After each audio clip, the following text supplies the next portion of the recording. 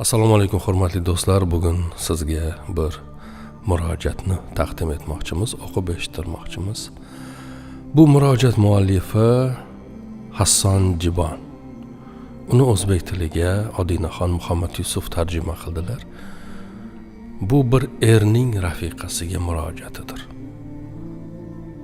Siz ham bu murojaatni diqqat bilan eshitishga va hayotingizga tatbiq qilishga harakat qilasiz degan umid bilan ushbularni o'qiymiz. Ey rafiqam, meni sening shirin va ohista shivirlashlaringni eshitishni xush ko'radigan erkak deb bilgin. Menga sen xohlagan paytingda pul beradigan pul sarflovchi mashinadek qaramagin.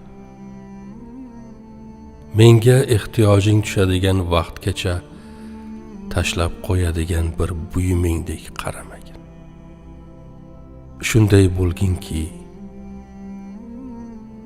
mendan senga faqat yaxshi so'z yetsin. Sen bilan go'zal ishrat qilishni xohlayman. Men Qorun emasman, qasrlarim, mol-mulklarim yo'q. Qo'shnilarga, dugonalaringga sirlarimni fosh qilmagin. Mening xazinam, yopinchig'im bo'lgin.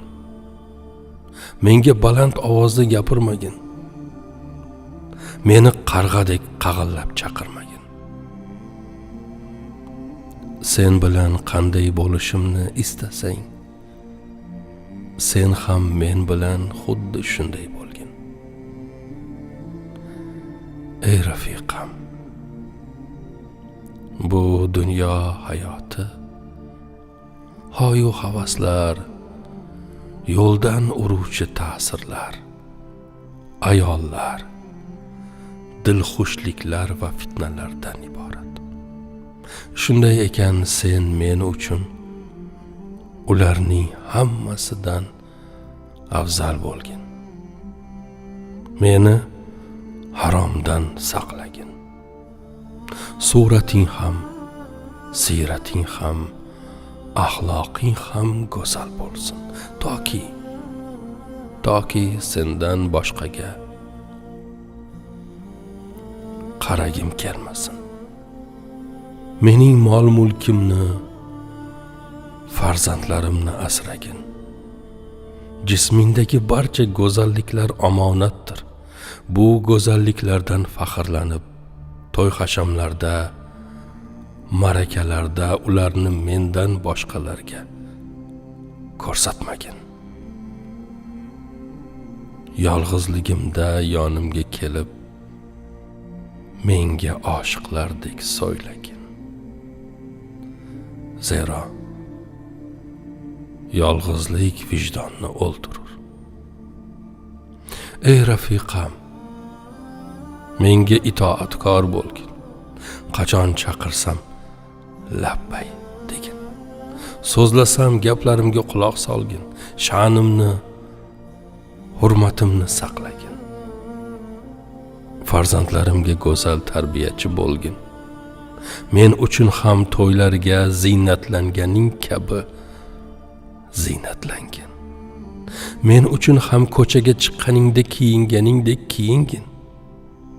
Men bilan ham xuddi qo'shnilar bilan, dugonalaring bilan gaplashganingdek shod xurramlik ila, tabassum ila, shirin til ila so'zlashgin. Ba'zida dunyo ko'zimga tor ko'rinib ketsa, sherdek na'ra tortishim, dengizdek mavj urishim mumkin. Bunday paytlarda musichadek muloyim bo'lib, g'azabim olovini so'ndirgin. Nabiy sallallohu alayhi va sallamning ayollaridan o'rnak olgin. Ey rafiqam, dunyo bir dengizdir. sohili oxiratdir. Unda suzuvchi qayiq esa taqvodir. Har bir inson ana shu ulug' safardadir. Mening haqqimda ham Allohga taqvo qilgin. Ey rafiqam, sendan iltimos. Senga muhabbatimni nafratga aylantirma.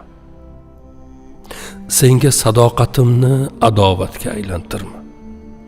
Senga hurmatimni hurmatsizlikka aylantirma. Menga quloq solgin, jahl qilmagin. Huzuringda o'zim uchun joy topa olsam, sendan boshqaning qalbidan joy qidirmayman.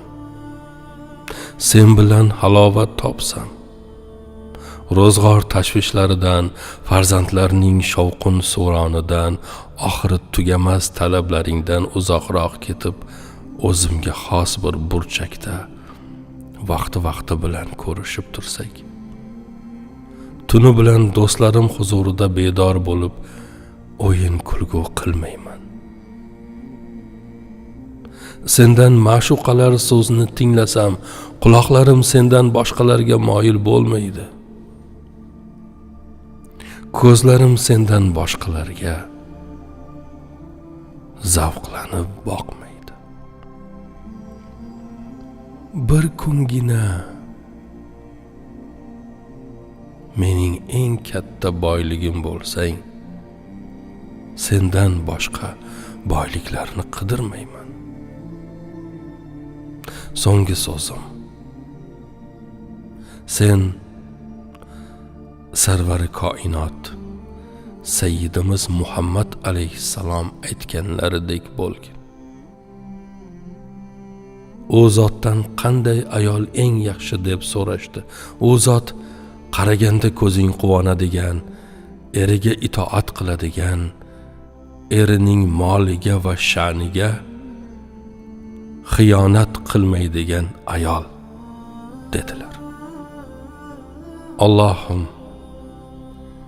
holimizni isloh qilgin. Bizga baxtiyor oilaviy hayotni in'om qilgin. Amin. Muallif Hasson Jibon, tarjimon Odinaxon Muhammad Yusuf. E'tiboringiz uchun minnatdormiz.